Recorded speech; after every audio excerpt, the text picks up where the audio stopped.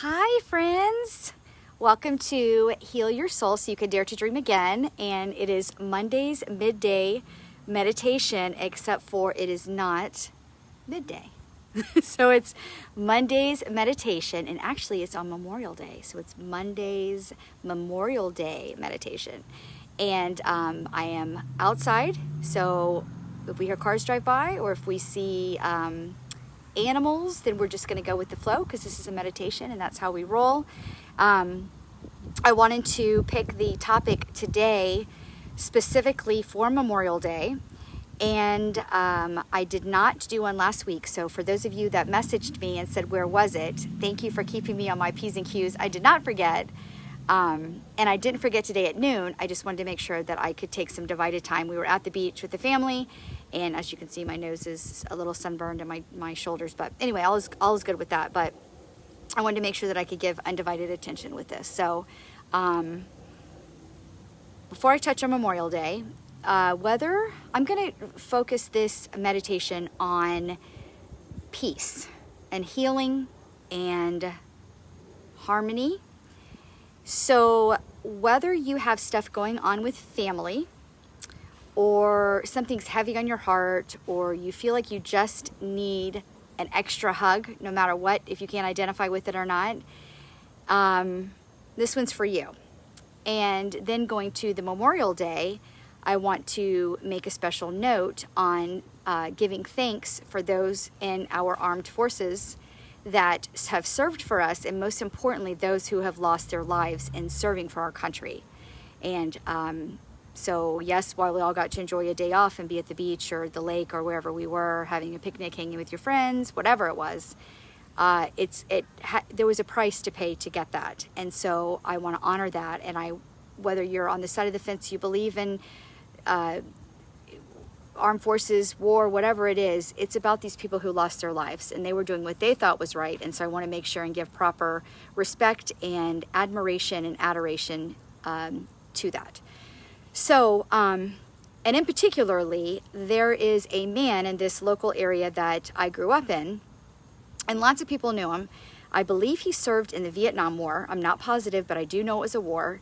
And this person literally lost both legs and lost one arm. So he had kind of like a partial arm and then no legs and no arm. And this man was the most incredible, most remarkable, most outstanding, optimistic, there's not even words. He was angelic. He was strictly, purely from God. And even though he had gone through that and he had suffered those wounds and those injuries, and not to mention the emotional wear and tear, I'm sure it's on his brain of what he went through and his friends went through. But he came back and he never, ever, ever felt sorry for himself. And he always knew that there was a way to make it done. And he came encounter in my life when my brother and I were growing up. Him and his wife had boys that were the ages of my brother and I. And so we'd always play around the neighborhood together, and they hold a very special place in our heart. And this person, even though he went through that, I'm going to say hell that he went through when he stood, I believe it was on a landmine, and blew off his arms and his arm and his legs. He passed away. He passed away, I think, a day ago. And it's just ironic. And I'm not even sure why, I had a really hard time with it. I totally started crying when I heard it. And I don't know. It made life hit me real quick, and I just decided that this is going to be dedicated to him. So I'll go ahead and end with that. But anyway, for his family that's going through this right now, and for all of his friends and close relatives, and whoever's experiencing this near and far, this is for you as well. So if you're in a safe space, close your eyes. And as you close your eyes, I want you to breathe in every fresh bit of oxygen, of healing,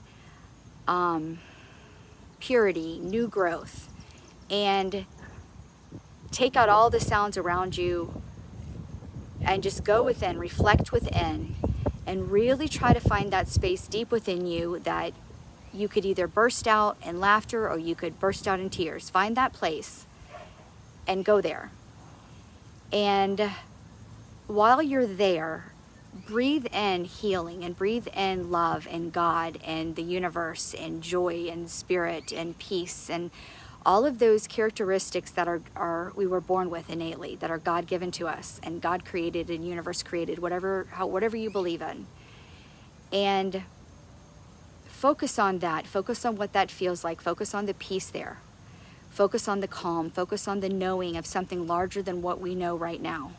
And so if we're going through a loss, a death, or if we're going through turmoil, or we're going through a health scare, or whatever it might be, just know that while we may not understand it on this topical level, just go back to that feeling within, the very core of yourself, of your soul, and know that there is something bigger, greater happening for us, and we're just providing that trust. And so if that's the only thing we have to go on, remember, it takes the faith the size of a mustard seed. And if you've seen a mustard seed, it's really small.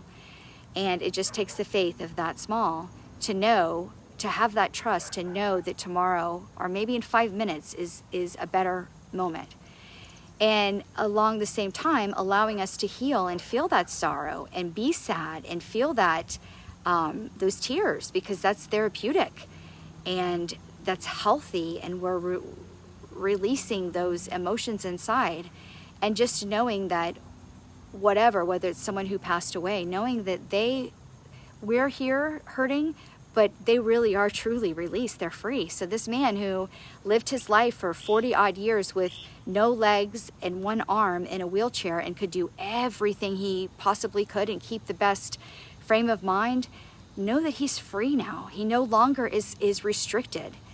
And for us, yeah, it's sad. For his wife, of course, and his children and friends really close to him, that's really sad what's left behind. But if we can cherish one moment and that he's in a better place and he's at peace now, let's just take that if that's what we have. And so if you didn't know him or you didn't lose someone and you're going through something, just know that hope, that mustard seed of faith, that it will get better. And there is something bigger happening for our highest and best good, for all, for whatever we're going through, and then someone else.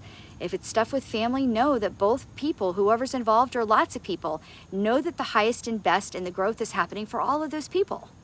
And just having that faith and that trust and just having that knowing, and be okay to accept that we don't like it, but giving thanks that we know we're being taken care of. And along that will come the peace, will come the serenity, the release. And if you want to cry, cry. If you want to laugh, laugh. If you want to journal, if you want to meditate, if you want to call me and we can meditate together, I can write you an affirmation, whatever it is. Let's all be there for each other, and that's why we're here. So take a couple more of those deep breaths.